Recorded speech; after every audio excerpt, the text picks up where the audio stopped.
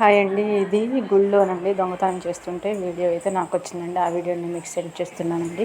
ఇది పెద్దపల్లి గ్రామంలో ఉంటుంది. అయ్యప్ప స్వామి గుళ్ళో మాత్రం చూడండి దొంగతనం ఎలా చేస్తుండో. గుళ్ళో హుండీని మాత్రం పలగొట్టి డబ్బులు మాత్రం తీస్తుండండి. ఏంటో జనాలు మరీ డబ్బుల కోసం దేవుడి ముందు ఉన్న గుడిలో డబ్బులు ఆగట్లేదంటే ఇంకా ఇళ్ళల్లో ఉన్న డబ్బులు ఏమవుతాయండి. వీళ్ళు ఇలా చూస్తున్నారు. ఆయన చూడండి డబ్బులు అయితే ఎలా కుప్పలు తీస్తున్నాడు. అందరూ బాధలు కోరికలు నెరవేరటానికి వేసే ఉండి డబ్బులన్నీ ఇతను తీసుకుంటాడు. కానీ ఇతను దొంగతనం చేస్తుండే. కానీ మనం చేసిన పాపానికి పుణ్యానికి పిల్లలకు వస్తాయి అంటారు కదండి. పాపాలు పుణ్యాలు ఈయన చేసిన పనికి వాళ్ళ అమ్మ నాన్న భార్య పిల్లలు అందరూ బాధ్యులు అవుతారండి. ఒక తప్పు చేసేటప్పుడు మన వెనక ఇంతమంది ఉంటారని వీళ్ళు ఎందుకు ఆలోచించారో నాకు అసలు అర్థం కాదండి. ఇలాంటి తప్పులు మాత్రం ఎవరు చేయకూడదండి. అది దేవుడి వల్ల ఇంకా చేస్తున్నారు. ఎన్ని నేరాలు ఎన్ని శిక్షలు వేసినా కానీ వీళ్ళు మాత్రం మారట్లేదు. వీళ్ళకి మాత్రం బుద్ధి రావట్లేదు. ఇలాంటి వాళ్ళు ఎప్పుడు మారుతారో తెలియదండి.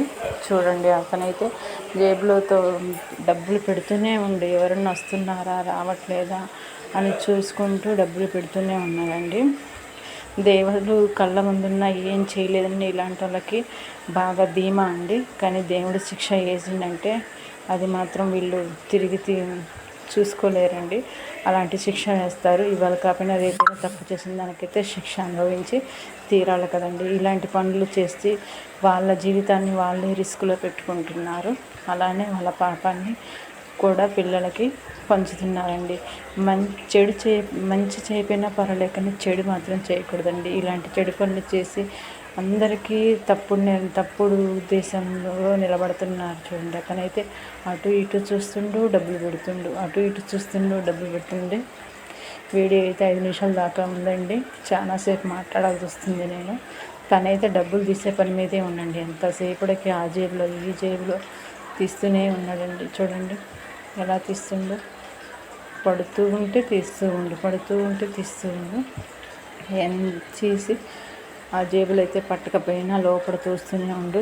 ఎంతమంది ఎన్ని కోరికలు తీరాలని ఎన్ని ఆపదలు గట్టెక్కాలని వాళ్ళ కష్టాన్ని తీసుకొచ్చి దేవుడి ముందు ఉంచితే వీళ్ళు ఇలా చేస్తున్నారు కదా. వాళ్ళ బాధలు కష్టాలు దేవుడు తీరుస్తానని దేవుడికి 10 రూపాయలు 20 రూపాయలు ఉండీలేస్తే వాటిని కూడా దొంగతనం చేస్తుంటే ఇంకా ఎవరేం చేయగలమండి. ఎవరు ఏం చేయలేం కదా. మనుషులు మాత్రం ఇలా మారిపోతున్నారు డబ్బుల కోసం. దేవుడు ఉండీలు కూడా భయం, ఆ దేవుడు ఏమైనా చేస్తాడన్న భయం కూడా లేకుండా చేస్తున్నారు. చూడండి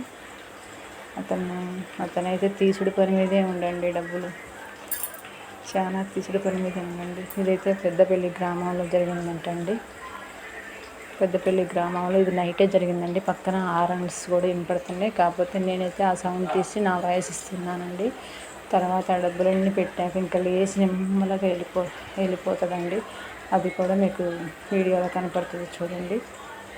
ఇలాంటి వాళ్ళని సమర్థిస్తే ఇంకా ఏమన్నా ఉందా అండి. వాళ్ళకి అసలుకి ఎందుకు భయం? అతని దేవత ఏమన్నా అంటుందని భయం కూడా లేదు. నేను దేవుడి గుళ్ళో చేస్తున్నాను ఏ తప్పు అన్న ఆలోచన కూడా అతనికి లేదండి. ఎంతసేపటికి తీసుడు పని మీదే ఉండండి. డబ్బులు అయితే ఆశ చాలట్లేదు. ఇంకా ఆశకు అంత ఉండదు అంటున్నారు కదా. డబ్బు ఏ పనైనా చేయిస్తుంది అని ఊరికనే అనలేదండి పెద్దవాళ్ళు. ఇలాంటి సన్నివేశాలు చూసి అని ఉంటారు.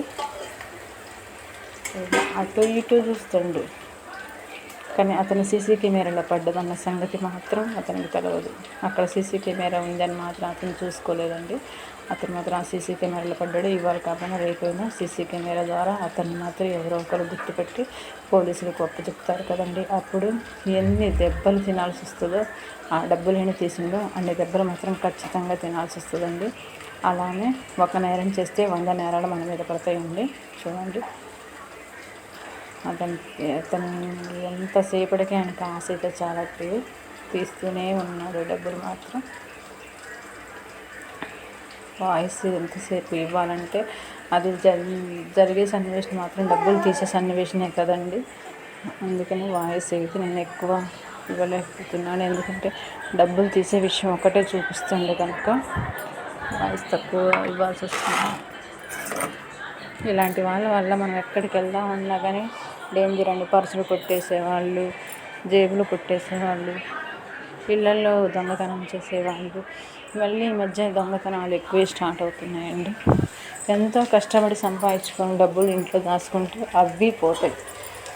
మెడలో వేసుకుంటే వస్తువులు లాక్కొని అవి తీసుకెళ్తారు. వీళ్ళకి ఇంత ధైర్యం ఎందుకండి? నాకు అసలు అది వెళ్ళిపోతుండే చూడండి, అతను డబ్బులన్నీ తీసుకొని వంగి వంగి వెళ్ళిపోతుండే. అందరికీ బాయ్ అండి.